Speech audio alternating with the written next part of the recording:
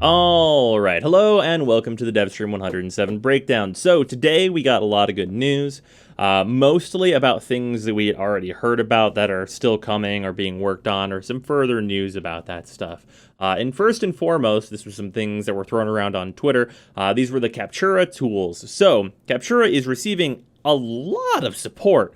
And I'm like, obviously everybody has had a good time with Captura overall. I know I have used it extensively. It is getting even further tools in that you're going to be able to place text down in world, which is neat. That's a cool thing. But even beyond that, you're going to be able to have like a camera that moves along rails that can be used for like looping animations and stuff.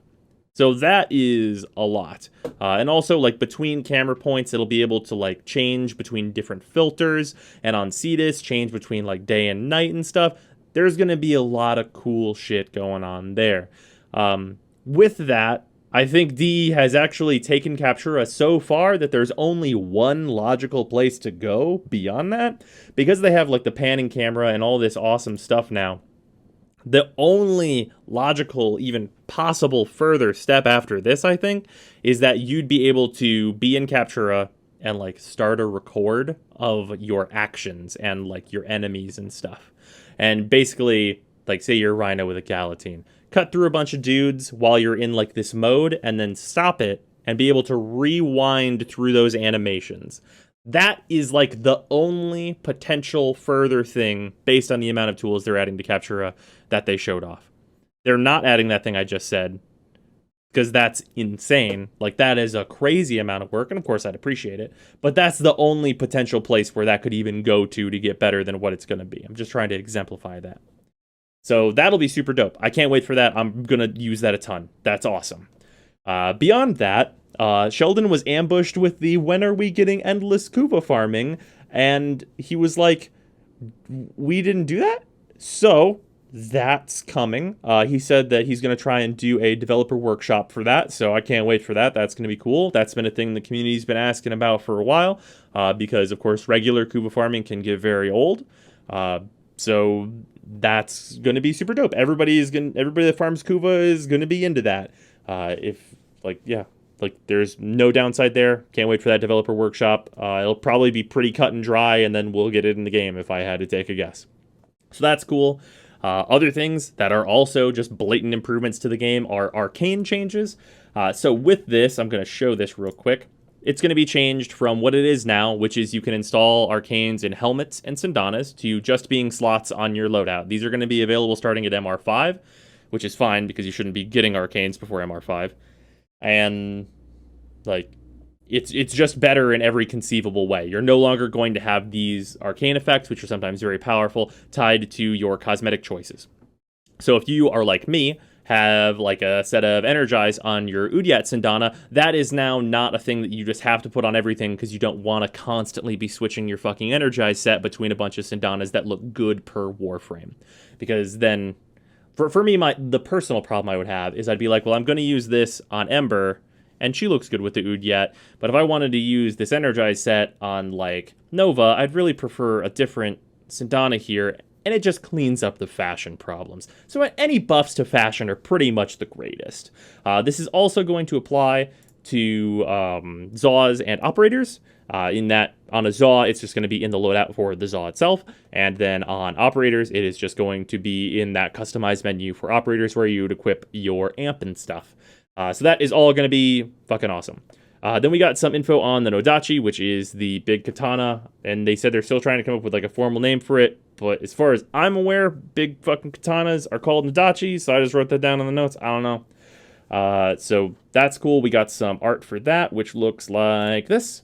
This is not final. It doesn't have like the full effects pass and stuff, but this is what the first is going to look like. It has this like black smoke stuff on it. That is not solid or static. That is going to like move with the weapon and be all wispy, a la Jeff's description.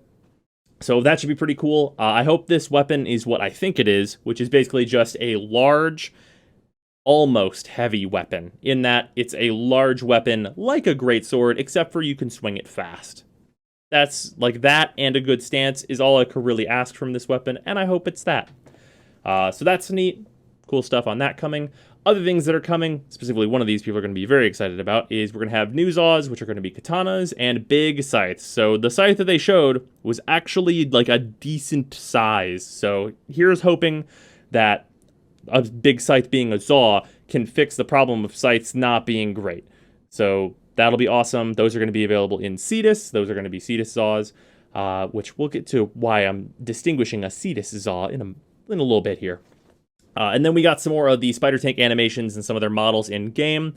I didn't pull any of those specifically, so we just have this animation again. It's basically like they all move like this. Like, it's pretty standard between them. They're just of various sizes and things. And they can get very, very big. The biggest one that they showed was about 2 Terralists in, like, width and about, like, a Terralist and a half in terms of height.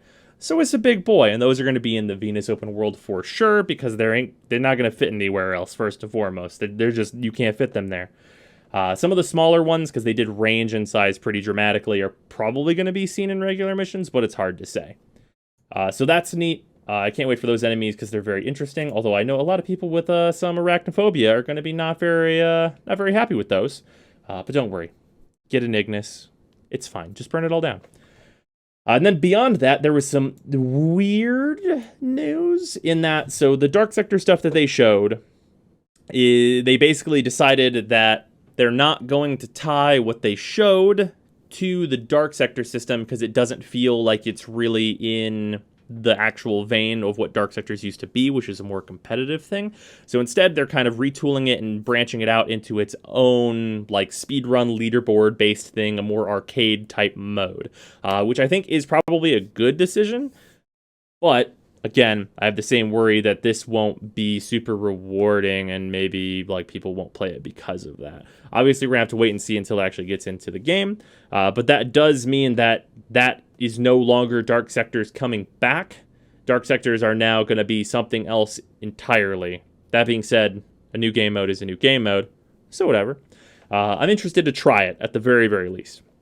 And then we got a little bit of news about the Kingpin system, which was basically that it is being worked on again. I hope that this system eventually hits the game and does a lot of good for the game, because I think it has the potential to, as someone who really enjoyed Shadow of Mordor.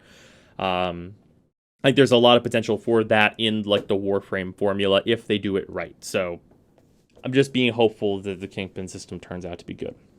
Now let's talk about some things that I have some worries about. And some things that I have some worries about basically boil down to the Venus open world. So the Venus open world is coming.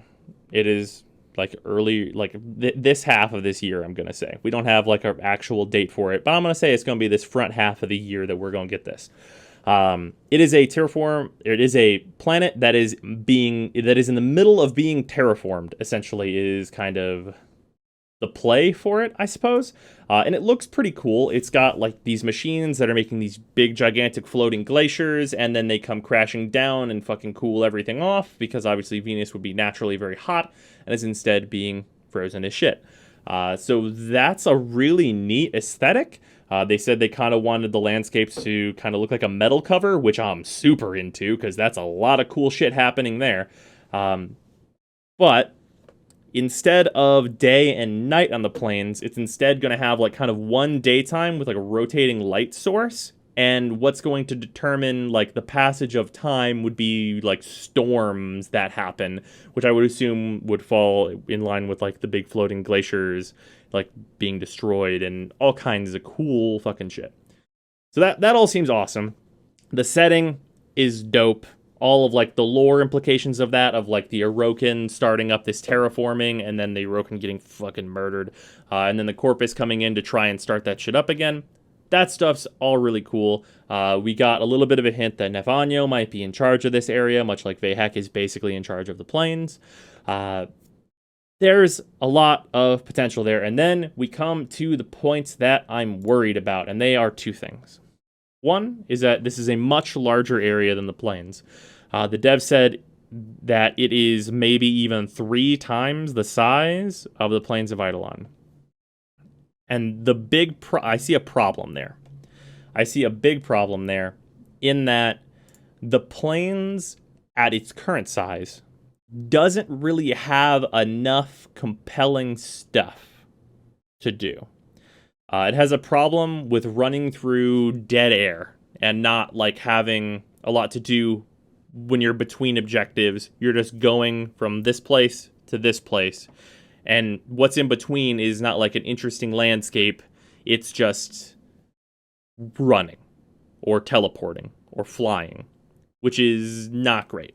Obviously, an open world, and especially in the case of like recent open worlds, a la like Zelda and like Monster Hunter and things like that, that have been really accomplished with what you're doing like between your big encounters. I think Warframe needs to nail that, or it will just be a different setting with the same exact problems that PoE currently has, especially if Cetus, or if the Solaris United friendly faction is like Cetus, where we have to go back there all the fucking time and just hit a big loading screen and then hit another big loading screen to go back out. That stuff is part of the core problem with PoE as it stands right now, where you're going back to Cetus way too much and those load times are way too long for how much you're going back. And I hope that they can solve that stuff, but that's a lot of problems to solve. And along with that, having a completely new set of resources, like we're going to get at least a couple resources from this. That's just what's going to happen. But if we get a shitload of new resources, then it runs the risk of exactly what is happening with PoE. Like what I want from the Venus stuff is for it to be like PoE is supposed to be like more newer player friendly. Hopefully this can be more of like a mid tier where kind of everybody can enjoy it, and because it doesn't have a day-night thing, everything can just be accessible, and there can be like a lot of cool combat opportunities and stuff, and not so much the mining and fishing stuff, because mining and fishing, I just think that they were done really poorly. They're not quick activities, and they lend themselves to a lot of fucking really tedious farming, just with the amount of stuff that you need from those two activities.